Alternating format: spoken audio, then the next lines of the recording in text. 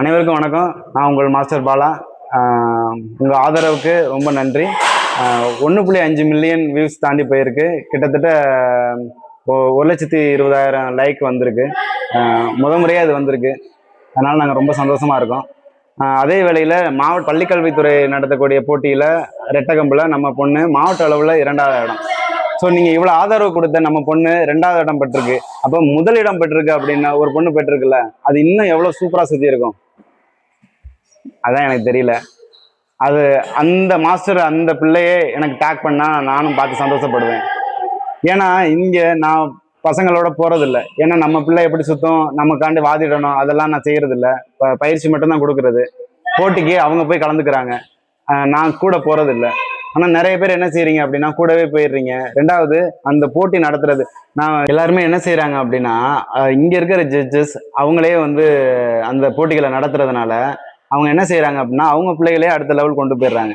அந்த பொண்ணு நல்லா சுற்றுதோ சுற்றலையோ அவங்க பொண்ணுகளை கொண்டு போயிடுறாங்க. ஸோ அவங்களுக்கு இதுதான் ரூலு அப்படின்னு தெரியுது. நம்மளோட வெப்சைட்டில் இப்போ சிலம்பத்தில் ஒற்றை கம்பு இருக்குது அப்படின்னா ஒற்றை கம்புக்கு என்னென்ன படும், தக்கி, பிறலை, இது மாதிரி என்னென்னதுக்கு என்ன பாயிண்ட்டு, குட்டிக்கரணம், கம்பூண்டிக்கரணம், இது மாதிரி இதுக்கு என்னென்ன பாயிண்ட்டுங்கிறது நமக்கு தெரியல. அப்போ தெரிகிற மாதிரி வெப்சைட்டில் தயவு செஞ்சு போடுங்க. 2வது அந்தந்த மாவட்டத்தில் உள்ள ஜட்ஜை அந்தந்த மாவட்டத்துக்கு போடாதீங்க.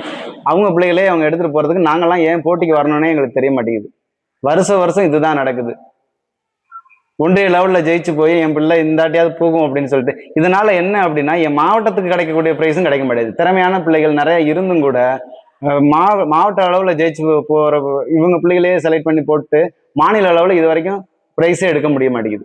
ஸோ நல்ல பிள்ளைகளை எடுத்து போடணும் அப்படின்னா வேற ஜட்ஜு இந்த கலையை மதிக்கக்கூடிய ஜட்ஜு முன்னாடி இருக்கணும். தான் பிள்ளை விளையாடுதுன்னா அந்த இடத்துல அவர் ஜட்ஜாவே உட்காரக்கூடாது. மதிப்பிற்குரிய முதலமைச்சர் ஜோசப் விஜய் சார் அவர்களுக்கும் விளையாட்டுத்துறை அமைச்சர் ஆதவ் அர்ஜுனா சார் அவர்களுக்கும் இதை நான் ரெக்வஸ்டாக வைக்கிறேன்.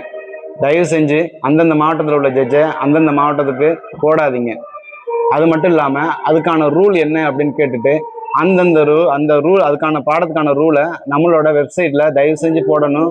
ரொம்ப தாழ்மையுடன் கேட்டுக்கிறேன். நன்றி, வணக்கம்.